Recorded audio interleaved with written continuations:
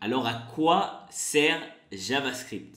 Alors une petite précision quand même, c'est que je vais parler du rôle de JavaScript dans notre navigateur. C'est-à-dire du côté client. Je ne vais pas parler du rôle de JavaScript du côté serveur. Alors dans notre navigateur, JavaScript il va servir principalement à deux choses. La première, c'est qu'il va nous aider pour manipuler notre HTML et notre CSS. Il va jouer avec les éléments HTML de notre page. Il va aussi jouer avec le style, avec le CSS des éléments de notre page. Et voilà. La deuxième chose à laquelle va nous servir aussi JavaScript, c'est à réagir aux événements qui se passent dans notre navigateur. Par exemple, un bouton vient d'être cliqué, pam, réagit. Une page vient d'être chargée, réagit. Je viens de taper sur une touche du clavier, réagit. Ok, donc ça c'est les deux principales choses à quoi va nous servir JavaScript dans notre navigateur. À manipuler les éléments HTML et CSS et à réagir aux événements.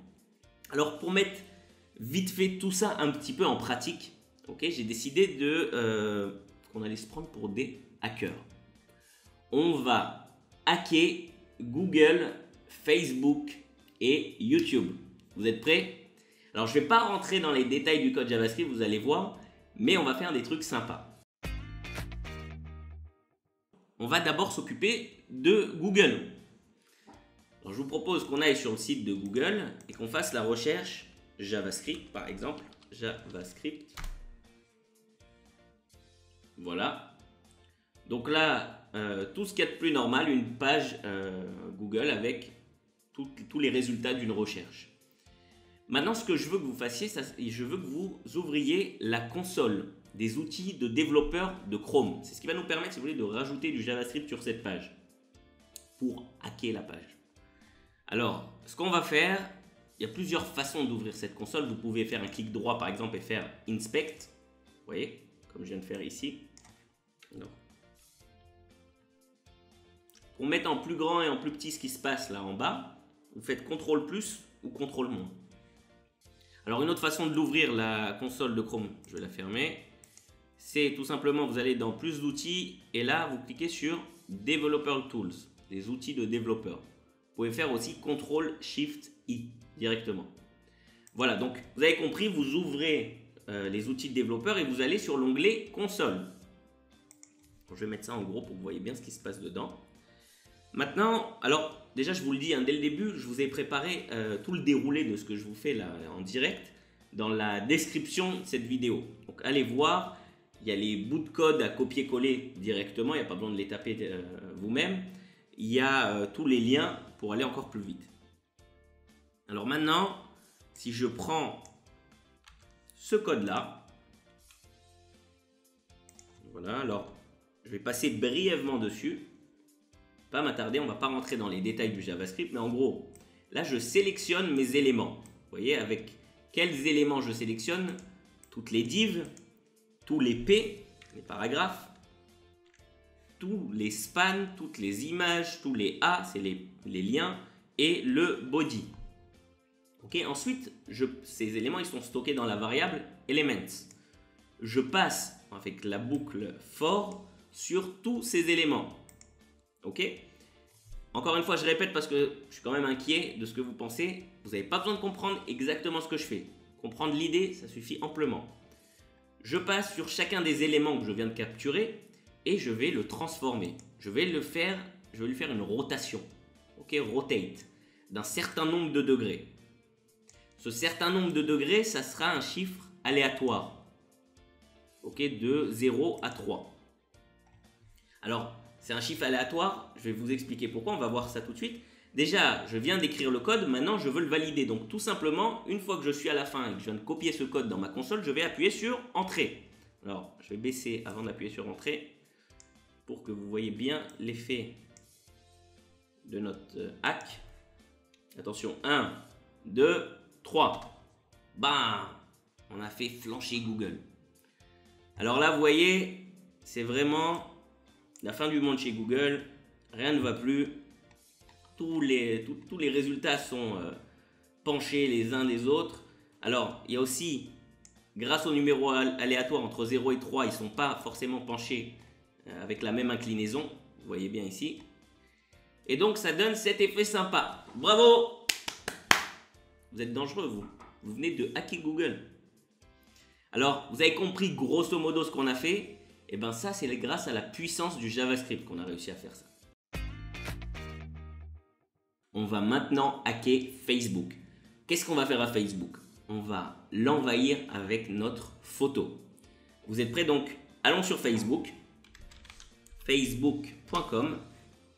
Alors bien sûr, connectez-vous à votre compte. Rentrez dedans.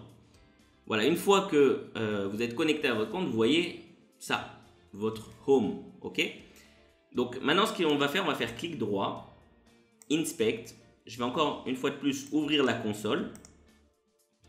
Donc si vous voulez supprimer ces lignes-là, vous pouvez cliquer ici sur le petit sens interdit, clear console. Voilà. Et maintenant, je vais copier-coller le code suivant. Voilà. Alors encore une fois, je vais vous expliquer sans trop rentrer dans les détails. Il ne faut pas s'arrêter sur la syntaxe, mais qu'est-ce qu'on fait ici? Je vais mettre en plus gros pour que vous voyez bien. On va sélectionner toutes les images qu'il y a dans notre page. Tous les éléments qui sont de tag image, IMG. Ensuite, avec une boucle for, je vais passer sur chacune de ces images. Et qu'est-ce que je vais faire? Je vais changer l'attribut src, source. C'est-à-dire que je vais changer la source de chacune des images qui se trouvent sur ma page. Comment je vais faire ça? Je vais mettre comme image, alors là c'est une image avec un URL. Directement, c'est une image qui est en ligne si vous voulez. C'est quoi cette image? C'est tout simplement ma photo de profil Facebook. Okay, je vais vous montrer. Si je prends cette URL et que je l'ouvre dans un autre onglet et que je la mets ici, vous voyez, on voit ma photo de profil Facebook. Donc, cette photo de profil Facebook, elle repose sur ce numéro.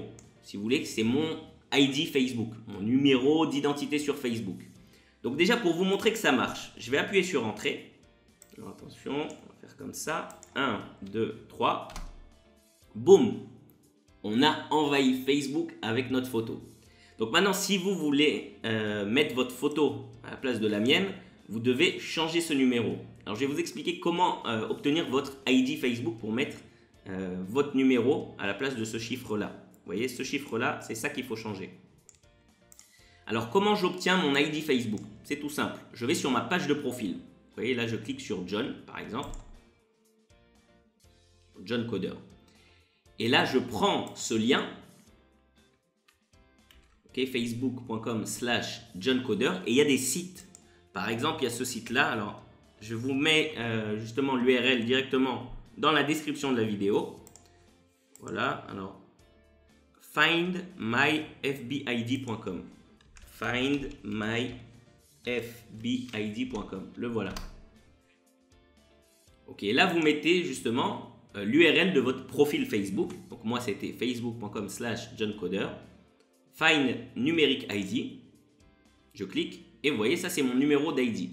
Donc vous faites ça avec votre profil, vous obtenez votre numéro d'ID Facebook et vous le remplacez tout simplement dans le code que je vous ai mis juste en dessous. Ok, donc tout simplement ça va vous donner un résultat similaire à ce que j'ai obtenu. On va le refaire pour le fun. Tac tac tac tac, entrée et voilà. Voilà comment on a envahi Facebook. Vous êtes un sacré hacker, hein. On ouvre un nouvel onglet et on va sur la page d'accueil de YouTube. La voilà.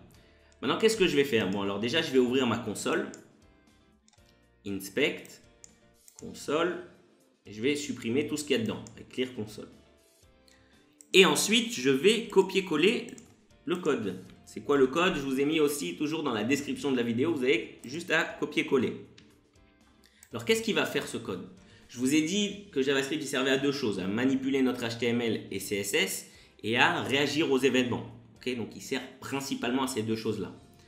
Alors là, justement, je voulais vous donner un petit exemple de comment il va réagir à un événement. Alors, qu'est-ce qu'on voit ici? On voit qu'il va réagir à l'événement onClick. Ça veut dire quand il va y avoir un clic, alors tu vas me faire quelque chose. C'est quoi ce quelque chose que tu vas me faire? C'est ce qui est écrit ici, ces deux lignes. Alors la première ligne, Ok, on va changer le style transition, transform 3 secondes, 3S. Ça veut dire en gros, tu vas pas juste m'appliquer un nouveau style, tu vas en plus le faire durer. Ça va durer 3 secondes. On va faire une espèce d'animation. Ok, et qu'est-ce que tu vas me transformer? Tu vas me faire une rotation de 180 degrés. D'où le fait que je vous ai dit, on va retourner YouTube. Alors attention, je vais mettre en plus petit pour qu'on voit mieux la page. Je vais cliquer sur Entrée. Préparez-vous. Attention les hackers. Boum. Il ne s'est rien passé. Pourquoi? J'ai juste mis mon code JavaScript sur la page. Maintenant, il est temps, je vous ai dit qu'il va réagir au clic. Donc maintenant, c'est là qu'on doit cliquer sur notre page. Alors attention, 1, 2, 3. Vous pouvez cliquer n'importe où. Bon, pas juste sur une vidéo parce que ça va vous emmener vers la vidéo. Donc si je clique par exemple dans le gris ici, 1, 2, 3. Boum. Vous venez de retourner YouTube. Waouh. Bon alors, maintenant qu'on a bien rigolé, je peux tout avouer, on n'a rien hacké du tout. Ok, je pense que vous l'avez compris. On a juste manipulé le code dans notre navigateur. Ok, on n'a rien changé sur les serveurs de Google, Facebook et YouTube. On a changé ce que nous on voit dans notre navigateur. Rien de plus. Voilà, parce que si c'était aussi simple de hacker Google, Facebook et YouTube, ben, ils n'en seraient pas là aujourd'hui.